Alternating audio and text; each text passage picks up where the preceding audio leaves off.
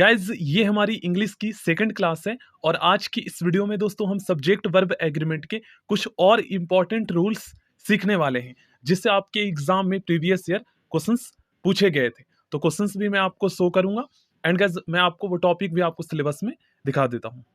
देखिए यहाँ पर आप लोग देख सकते हैं सब्जेक्ट वर्ब एग्रीमेंट। देखिए दोस्तों, अगर आप इस टॉपिक को बिल्कुल बेसिक से स्टार्टिंग से समझना चाहते हैं अच्छे से, तो आप फर्स्ट वाली क्लास जरूर देख लीजिएगा सब्जेक्ट वर्ब एग्रीमेंट का। ठीक है ना, उसका लिंक आपको डिस्क्रिप्शन बॉक्स में मिल जाएगा। उसके बाद आप इस वीडियो को देखिएगा। चलिए देखिए, ये रूल नंबर 12 जो है ना, ये काफी इंपॉर्टेंट रूल है और इससे क्वेश्चन आपके एग्जाम में आए हैं। दिखा देता हूं मैं एक बार आपको, देखिएगा। मैं अभी देखता हूं इसमें। देखिए यहाँ पर क्वेश्चन नंबर 2 देखिए पूछा गया है ना, आप लोग खुद देख सकते हैं। और यहाँ पर पूछा गया है कि मतलब करेक्ट कौन सा हेल्पिंग वर्ब यहाँ पर यूज होगा, प्लूरल होगा या सिंगुलर होगा। देखिए अब चलिए इस रूल को हम समझते हैं। और एक क्वेश्चन और है, देखिए यहाँ पर पूछा गया है क्वेश्चन नंबर 15। देखिए इससे इसके रूल भी आज की इस वीडियो में हम सीखने वाले हैं। चलिए स्टार्ट करते हैं। देखिए ये काफी इंपॉर्टेंट रूल है सब्जेक्ट वर्ब एग्रीमेंट का और इस टॉपिक से क्वेश्चंस पूछे गए हैं। ध्यान से समझिएगा आप लोग। देखिए क्या कहा गया है, यदि दो सिंगुलर नॉन्स एंड कंजक्शन से कनेक्ट हो तथा फर्स्ट सिंगुलर नॉन, ठीक ना, फर्स्ट सिंगुलर नॉन के पहले इच और एवरी का प्रयोग हो या प्रत्येक सिंगुलर नॉन के पहले इच और एवरी का प्रयोग हो, तो इसे सिंगुलर सब्जेक्टिव के रूप में इस्तेमाल किया जाता है। सेकंड वाला एग्जांपल आप लोग देख सकते हो, ठीक है। इसी एग्जांपल से क्वेश्चंस पूछे गए थे।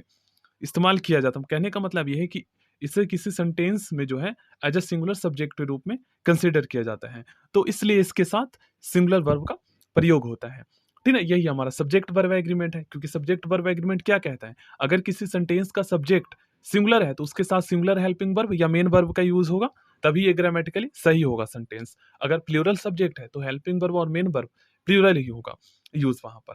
ठीक है, अब दोस्तों कुछ रूल्स होते हैं जहां पर अगर किसी नॉन या प्रनॉन के पहले, क्योंकि नॉन या प्रनॉन का प्रयोग ही हम करते हैं एज अ सब्जेक्ट के रूप में किसी भी सेंटेंस में करते हैं ना, तो अगर किसी नॉन या प्रनॉन से पहले दोस्तों अगर एडजेक्टिव का यूज हो जाए, डिस्ट्रीब्यूटिव एडजेक्टिव का यूज हो जाए, तो वहां पर फिर हमारा सब्जेक्ट वर्ब एग्रीमेंट का रूल भी चेंज होता है।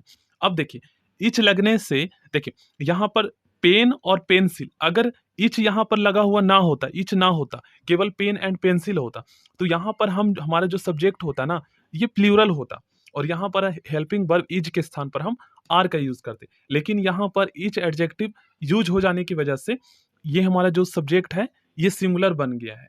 तो ये रूल आना चाहिए ना, तभी तो आप क्वेश्चंस कर पाएंगे, क्योंकि एग्जाम में क्वेश्चंस पूछे गए हैं। इसी तरीके से यहाँ पर देखिए दोनों नॉन के पहले जो है यहाँ पर इच का प्रयोग किया गया है, तो यहाँ पर ये सब्जेक्ट हमारा जो है ये सिंगुलर बन गया। इस तरीके से आपको पता होना चाहिए। चलिए नेक्स्ट रूल करते हैं। देखिए नेक्स्ट रूल में क्या कहा गया है, इच का प्रयोग, देखिए इच का प्रयोग सेंटेंस के सब्जेक्ट के रूप में होने पर इसके साथ सिंगुलर वर्ब का प्रयोग होता है।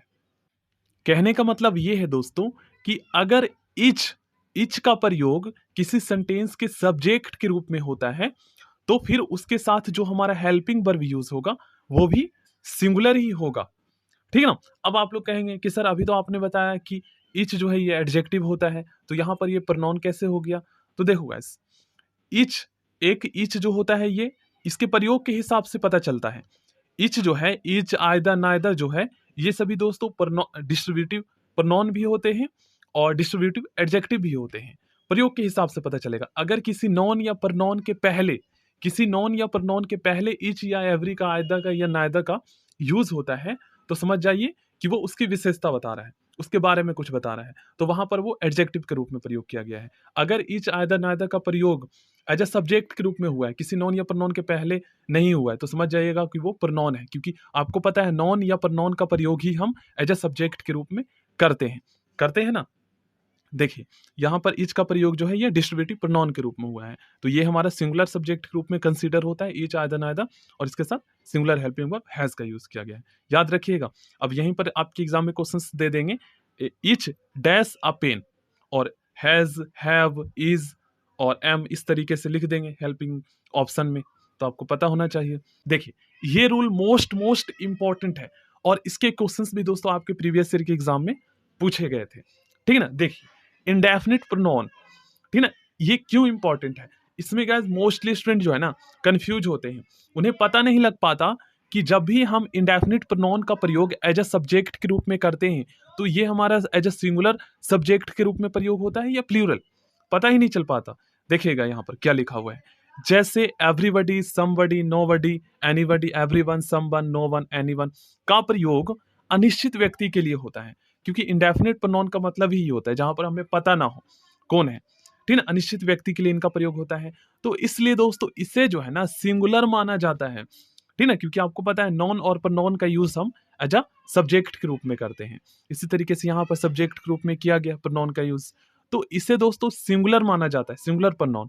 अब सिंगुलर प्रोनाउन का मतलब सिंगुलर सब्जेक्ट कह सकते हो, तथा इसके लिए सिंगुलर प्रोनाउंस ही, हिम, हिज, हिमसेल्फ का प्रयोग होता है।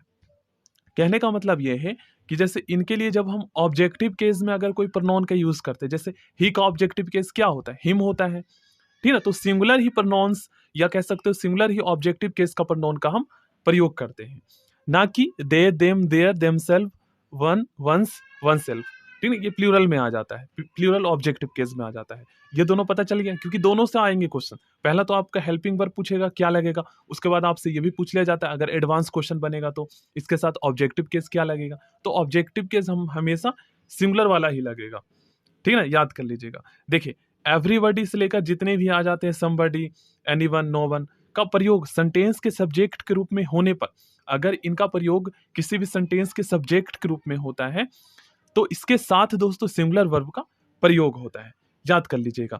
अब देखिए आपको मैंने प्रीवियस वीडियो में बताया था दोस्तों, वर्ब की जो फर्स्ट फॉर्म होती है, आपके पास ऑक्सफोर्ड ट्रांसलेशन की बुक होगी, उसमें आप लास्ट के पेजेस ओपन करेंगे तो उसमें वर्ब के 3 फॉर्म दे रखे होते हैं, एक फर्स्ट फॉर्म, सेकंड फॉर्म और थर्ड फॉर्म।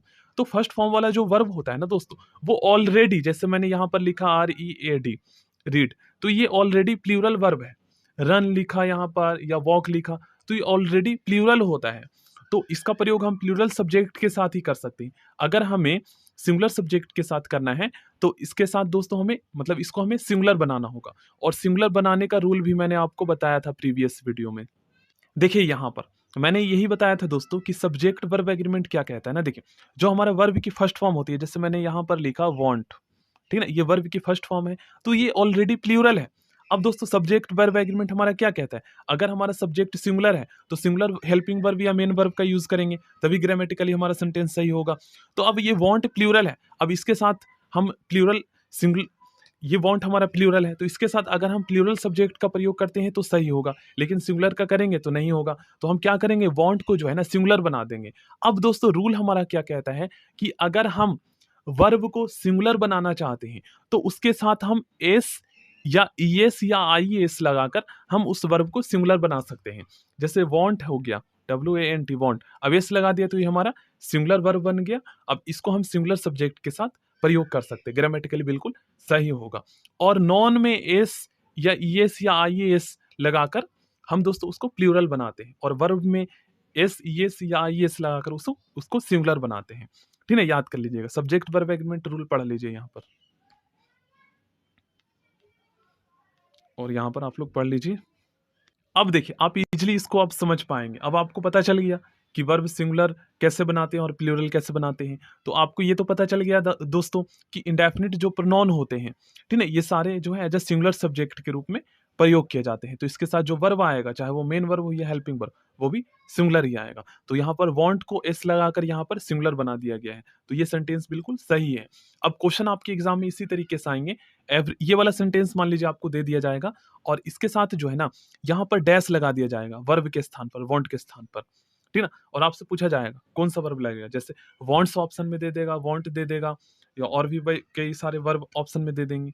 तो ऐसे में आपको पता चल जाएगा कि एवरीवन हमारा सिंगुलर सब्जेक्ट है, तो इसके साथ सिंगुलर हेल्पिंग वर्ब या मेन वर्ब यूज करेंगे, और आप खुद बना भी सकते हैं। चलिए देखिए आगे देखते हैं। अब देखिए इस तरीके से भी आपके एग्जाम में क्वेश्चंस पूछे जा सकते हैं, जैसे ये हो गया, everybody should protect himself from low. तो यहाँ पर क्या है, एवरीबडी जो है ये एज अ सिंगुलर सब्जेक्ट के रूप में प्रयोग किया जाता है, तो इसके स्थान पर अगर हम कोई रिफ्लेक्सिव प्रोनाउन का यूज करते हैं, इसका ऑब्जेक्टिव केस अगर हम यूज करते हैं, तो फिर दोस्तों सिंगुलर वाला ही यूज होगा, ठीक है ना। आई होप आपको समझ में आया होगा। चलिए, जैसे देखिए, ये वाला देखिए आप, एवरीबॉडी, ठीक ना, everybody should love his country. अब हिज का यूज क्यों हुआ है? क्योंकि हिज जो है ना, आपको पता है दोस्तों, हिज क्या है? ये पोजेसिव केस का हमारा एडजेक्टिव है। हिज जो है ये पोजेसिव केस का एडजेक्टिव है। क्यों? क्योंकि दोस्तों हिज का प्रयोग जो है ना, यहाँ पर मतलब अपनत्व, जैसे एक होता है ना पोजेशन, पोजेशन दर्शाने के लिए किया जाता है। तो कंट्री, जैसे everybody should love his country, अपने देश को, हर किसी को अपने देश से प्यार करना चाहिए। तो यहाँ पर एवरीबॉडी के लिए जो यहाँ पर यूज हुआ है हिज, पोजेसिव एडजेक्टिव जो यूज हुआ है, ये भी सिंगुलर ही है। अगर यहाँ पर हम देम करते तो गलत हो जाता, देयर करते, THEIR, देयर, तो ये तो प्लूरल के लिए होता है। दे का ऑब्जेक्टिव केस या पोजेसिव एडजेक्टिव जो होता है वो देयर होता है, दे का। तो दे तो हमारा प्लूरल सब्जेक्ट है, प्लूरल पर नॉन है, तो ये तो कर नहीं सकते, ठीक ना। तो ये भी ध्यान में रखिएगा। अब यहाँ पर डैश दे दिया जाएगा और ऑप्शन में हिज, हिम, देयर और देम लिखा रहेगा, तो आपको ध्यान देना है। अब दोस्तों यहाँ पर हिज जो है ना, ये यहाँ पर एडजेक्टिव इसलिए है क्योंकि दोस्तों एडजेक्टिव का जो प्रयोग होता है ना, ये नॉन या प्रनॉन से पहले होता है।